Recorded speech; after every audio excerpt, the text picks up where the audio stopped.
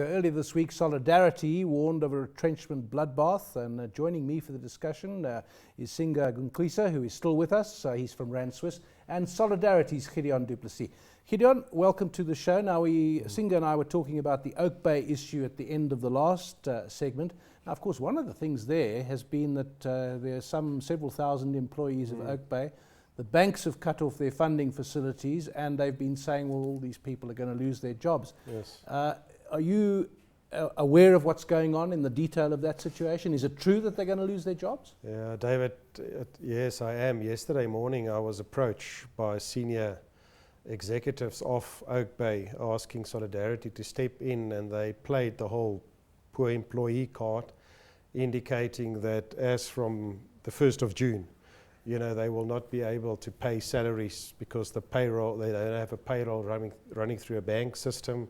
They won't be able to transfer money at all, business transactions. So the end result is there are 5,000 full-time employees plus 1,800 contractors who will not be paid and lose their job. So for us, it's a bit of a moral dilemma, because on the one hand, we are concerned about some of the business dealings, corporate governance issues on the one hand. On the other side, we are a union, So your instinct is to look not to the management. You're looking at the interests of the workers. Yes. So by and large, one would think the people working there have nothing to do with the kinds of things that have affected their reputation. They simply work there. So that's the easy answer, but it's much more complicated, because straight afterwards I went to a press briefing where I was part of Zwelinzima Vavi's federation plans. And the first question that came up to Vavi, and he was sitting next to me, and he answered immediately. He said, look, in the end, we must prevent Aurora, a Pomotsi, one of those things. And if there are workers who are going to pay the price, unfortunately, maybe we can save pain and suffering for a lot of people to come, because we've seen a lot of the mines the Guptas are running already. They don't run it very well. They literally run their coal mines into the ground, and there's something to do with future coal supply. So we are still faced with that question, because we have members working for them, but we are also very concerned simply around the deal, the coal deal struck with Eskom, because we got a lot of It's insight. the Optimum Mine deal. A lot of inside info that the things are not above board. Obviously, we know about the minister being involved, etc., etc. And all the discussions I had yesterday, I realized, but things are not above board. But I still got this guilty conscience regarding the workers. Singer? And then tell me, how are the conversations going with the banks, obviously, that have to run the payroll? What is their stance with regards to the people that are perhaps waiting for the salaries? How are those conversations going, and what do you think would be the outcome, at least in the short term? Singer, if you go into all the things happening behind the scenes, my understanding, and it was what I was made to believe, you have these two forces, a political force, a pro and anti-Zuma force, and then you have big business saying to the banks, if you allow these people to do business in this country the way they're doing, we're going to stop doing business with you as the banks. Is that what's happening? So that's my understanding, and that's their argument, that the big business, and they said the big business in mining, without mentioning their names, but they said, think of any big business and that's them. Because obviously the Guptas are landing a lot of tenders, a lot of contracts. There's the whole Denel issue coming up, etc., etc. So yes, that's the rumor. So what are you going to do? Are you going to try and represent the workers? I mean, have you decided what to do? Look, I have called their bluff, because I've pushed them to a point to say, but okay, my suggestion is issue them all with retrenchment letters. Because obviously, if you say they're not going to get paid, you're going to close down their business, let's enter into a consultation regarding retrenchments. They said, oh no, that's too quick. We don't want to rush into anything. I realize, no, there is a lot more to it. It's not all doom and gloom. And so we have adopted a wait and see approach. But obviously, we also don't like it when you hear that there are companies with that kind of reputation doing business, so there will be power play for a while. It's an interesting problem. Singa, it's also an interesting South African thing. Who would have said that a family owned business, which is aligned to the ANC, would be going to Solidarity, which is not aligned to the ANC, I think it's fair to say, for help. It's one of the ironies of South Africa. Massive irony. I mean, I think it's a complete mismatch of ideologies, from a Solidarity point of view, and also from the ANC. And I think the question here is then who is wrong? Who is in the wrong? And should really those employees take the stick for the situation? I think that's my question. Look, the other concern is what will these kind of transactions do to international investments?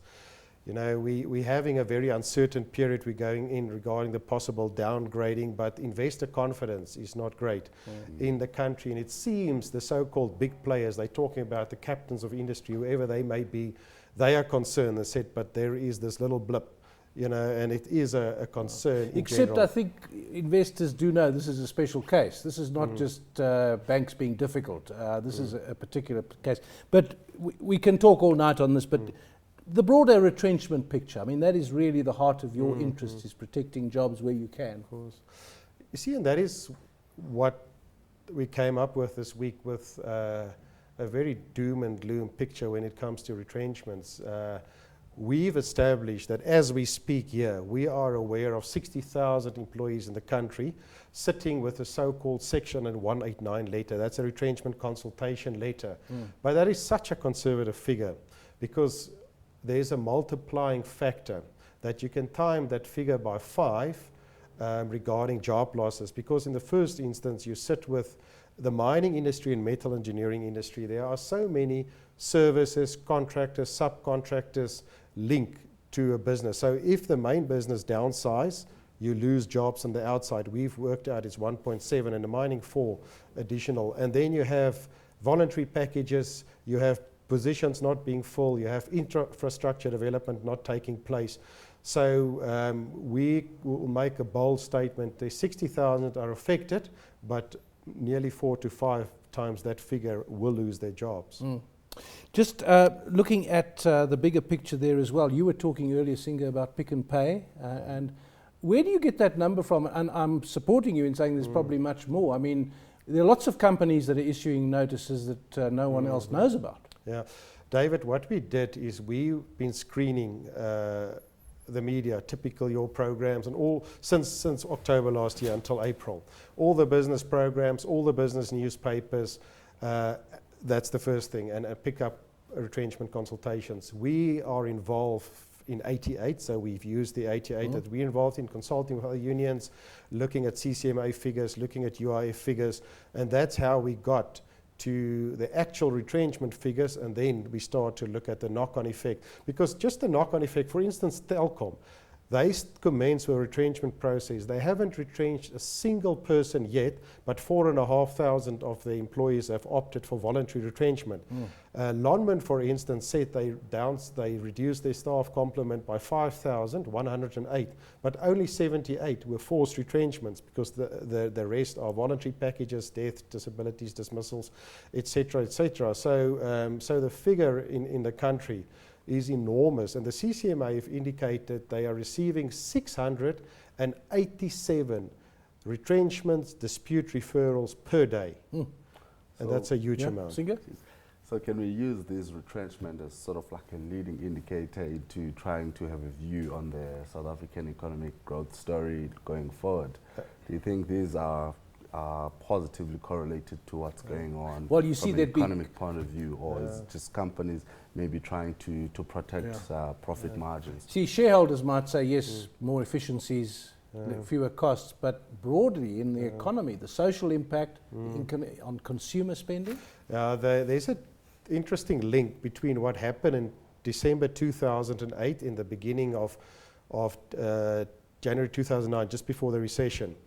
At that time, there were 22,000 employees affected by retrenchment. Now there's 60,000. Secondly, what happened in that period, it started in mining and it started to spill over to manufacturing. We see exactly that same pattern. So we can make a bold statement to say that if something like a further strike by AMCO and Platinum, a further strike by NUMSA now in the motor industry, and a downgrade, then we can't see how we can avoid a recession, because everything is heading specifically in that direction. That is Gideon du Plessis, General Secretary at Solidarity.